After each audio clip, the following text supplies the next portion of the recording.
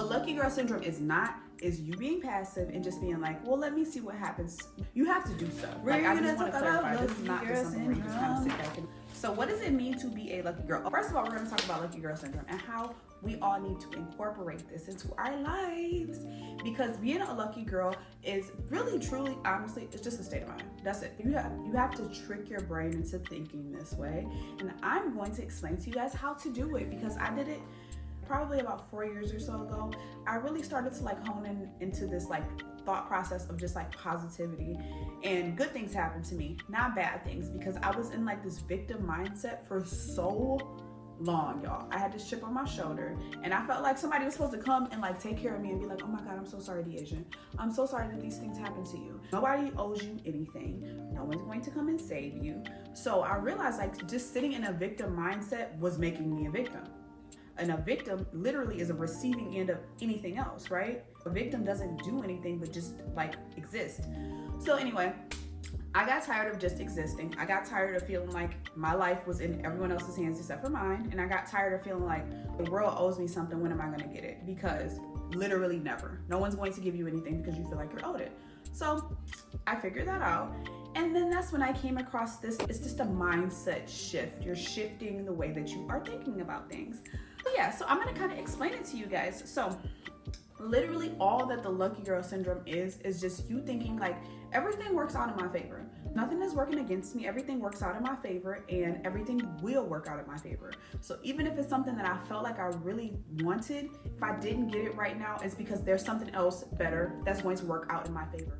The world, the universe, the Lord, Jesus Christ, whoever it is that you believe in, all of those things, they all encompass the same thing when I'm talking about this, and it's that there's something else better out there for me. With lucky girl syndrome, the first thing that you need to realize is like, when everything works out in your favor, what is in your favor? What is it that you want? What is your goal, essentially? Take the time to visualize what your goal is. That really, it helps to kind of align the rest of the world. So for me, the best time for me when I'm thinking about, I'm like trying to envision these things. I get my best ideas in the shower. But y'all, go in the shower. Next time you're in the shower, I take showers in the dark sometimes, and I'm really like, I just need to decompress. I go in the shower and I go in there in the dark. I leave my door cracked just a little bit so I don't break my neck. And I just think about, literally envision my future self, where it is that I want to go, what things I want. I have a very particular and very specific ideal in my head. So if you take the time to just think about, what is it that I even want? I'm lucky for what? Because luck could mean literally anything. I got a free pop out of the vending machine. I paid for one and I got 2 out of the vending machine. That's luck. And if that's all that you aspire to have as far as luck, then that's fine. But you know, you got to kind of have it in the back of your mind, because it's giving you what you're looking for. So you need to find out what it is that you're looking for. When you're in the shower and you're envisioning, hey, literally, this is my goal. You need to also kind of brainstorm, how can I get to this goal? This is very loose ideas. This is, if you want to write it down, it's always better to write it down, but you don't have to. And just think about the steps that it'll take to get to that place, right? So you're trying to think of like all these little tiny things that can happen to get you to this big thing. Lucky girl syndrome, I just want to make sure that y'all know, as much as it sounds like it's an outside influence, what lucky girl syndrome is not is you being passive and just being like, well, let me see what happens. You have to do stuff. Like, I just want to clarify, this is not just something where you just kind of sit back and like, well, the universe will bring me, y'all. That type of thinking literally drives me crazy, because you're putting your life, your happiness, your goals in the hands of literally an outside source. Luck is to help you. It is not to just cradle you and just put you where you need to be.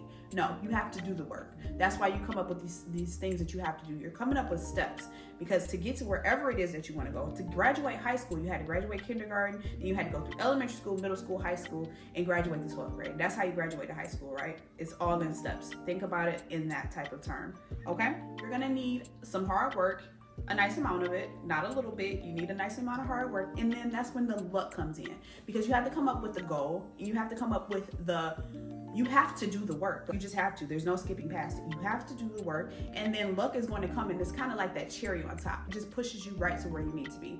So once you start doing the work, and I have faith, I'm going to get to where I'm trying to go. and you know that in the back of your mind, there's nothing that's going to stop you. And then what's going to happen is you're going to start to see these little tiny little opportunities, right? The opportunities are going to be here, it's going to be there. You'll be like, oh my God, all this work. And a lot of them might be right in front of your face and they were always there, but you never noticed them because you weren't looking for them. So I think that the first step to really kind of seeing and appreciating any opportunities is by literally focusing on the smallest of things. Like I said, a vending machine, I got 2 pops instead of 1. Sometimes those things happen and we don't even take a second to think about, wow, that really was some luck. I like that. Like, y'all, little stuff makes my day. When my patients say little sweet things to me, I'm like, y'all, that was the sweetest thing. I appreciate it so much. And I'm really, truly, and genuinely appreciative. If you look for little tiny things to be happy and appreciative about, the big things will come. But you have to like practice being in this receiving and appreciating mode. So once you start to do that, kind of, you know, warm it up a little bit, warm it up, and then get to where you gotta go, okay? Like, you warm it up by like little tiny things. Literally, you have to really appreciate them. You can't just like pretend, because like, it just doesn't work that way. The energy is off. You have to really and truly feel like that. So once you start appreciating all these little tiny things, the big things are gonna come. They're gonna come, just give it some time. I know that this sounds a little bit cheesy. It sounds like, oh my God, all I gotta do is just think about it and see it. It does sound cheesy, but it's not.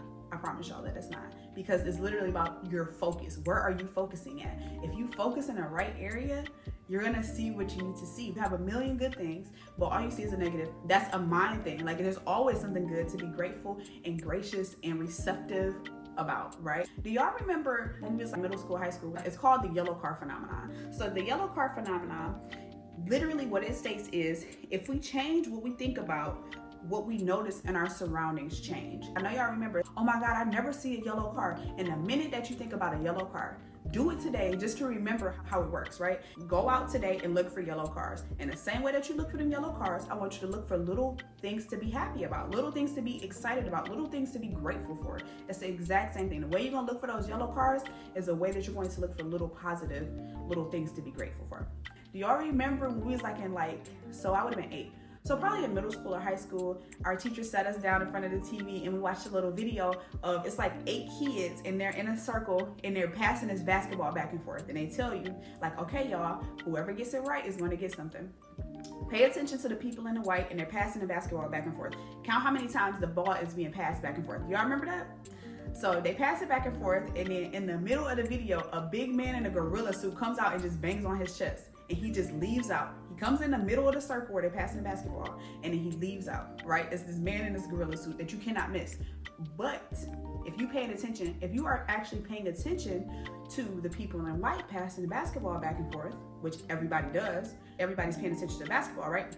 You miss the man in a gorilla suit. You don't see him. He's literally like a big dude in his gorilla suit, and because we're paying attention to basketball, it's right in front of our face, but we're not paying attention to it. Let me tell you something. Do not be so focused on the people in white passing the basketball back and forth that you are missing out.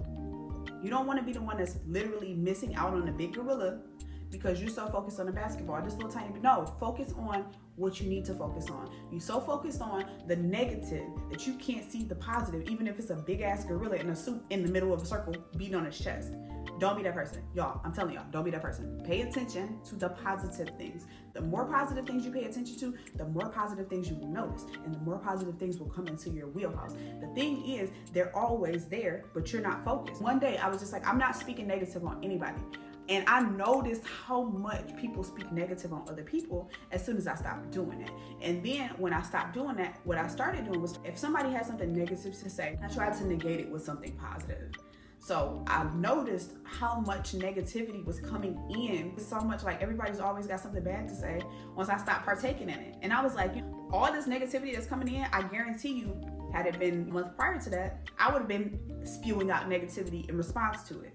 I would have been also adding some negativity. So I noticed that I really was kind of a negative person, right? Like, I was like feeding into that. So I had to stop, and it was hard. It was hard. And even now, sometimes I revert back to the slump where it was like, all I think about is like negative. Like, I hate my life. I hate this. I can't believe this. My car this, my car that. I'm saying, like, it just go, I don't know what it is, but I just revert back to that. So let me tell y'all what I do. This is like my little tidbit. And sometimes Facebook will do this to you, and it will humble you real quick when you least expect it and ruin your whole day sometimes.